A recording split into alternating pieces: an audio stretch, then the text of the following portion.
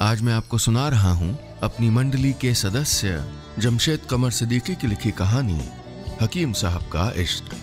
इस कहानी में अब तक आपने सुना जवानी में हकीम साहब को ठुकराने वाली अफसाना अब उनकी मौत की खबर अखबार में पढ़कर उनके घर चली आती है। हकीम साहब ऐसा नाटक रचते हैं कि वो एक बार कह दे कि वो हकीम साहब को चाहती थी ताकि सच सुनने के बाद वो उसको हकीकत बता सकें कि वो जिंदा है। इतवार को अफसाना हकीम साहब के घर आ जाती है। अब आगे। अफसाना नाम है मेरा। बड़ी बड़ी आंखें और नुकीली नाक वाली मोहतरमा ने कहा।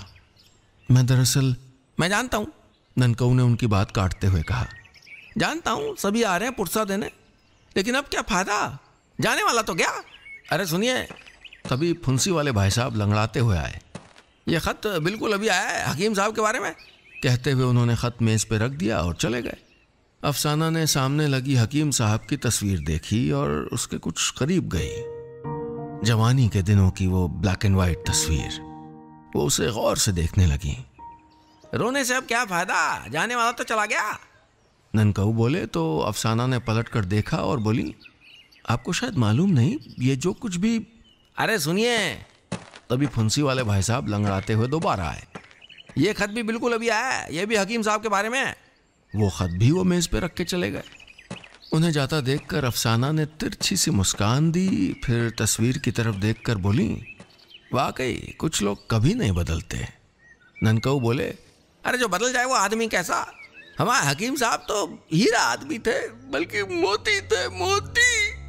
और उसकी आंखों में आंसू आ गए। अफसाना कुछ कदम उन खतों के पास गई जो मेज पर रखे थे। उनमें से एक खत उठाकर ननकऊ के पास आई और बोली, हाँ लेकिन सारे मोती सच्चे नहीं होते। मैं आई तो इसी उम्मीद से थी कि शायद अब सब कुछ बदल गया हो, लेकिन यह तमाशा देखकर लगता नहीं कि कुछ भी बदला है। सच बोलना किसी भी रिश्ते की पहली शर्त होती है और तुम्हारे हकीम साहब पहली शर्त ही हार गए। फिर से खत उसकी तरफ बढ़ाते हुए बोली, यह खत उन्हें पढ़ा भी देना, चलती हूँ। कहकर वो मुड़ी और आहिस्ता आहिस्ता कमरे से बाहर चली गईं। ननकऊ को तो कुछ समझ ही नहीं आ रहा था। उसका मुंह खुला का खुला था। हकीम साहब हड़बड़ा के बक्से में खड़े हुए और सर से रुई हटाते हुए बोले, कमबख्त खत इधर देना। उन्होंने जल्दी जल्दी खत पढ़ा।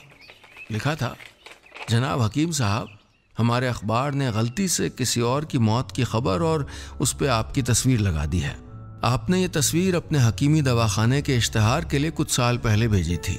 इस भूल के लिए माफ़ी चाहते हैं। हमारे अखबार की एडिटर अफसाना ज़हीर अखबार की तरफ से पर्सनली आपसे माफ़ी मांगने आएंगी। हकीम साहब और ननकऊ एक दूसरे को यूं देख रहे थे जैसे किसी ने ठग लिया हो। दोनों सर पकड़ के बैठ गए। अरे हकीम साहब, अब तो चला भी नहीं जा रहा, देख लीजिए ना। तभी वो फुंसी वाला धारीदार शर्ट वाला शख्स लौटा। हकीम साहब ने गुस्से में उसको देखा।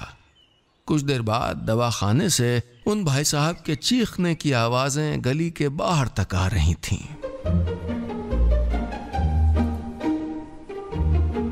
बस इतनी सी थी ये कहानी।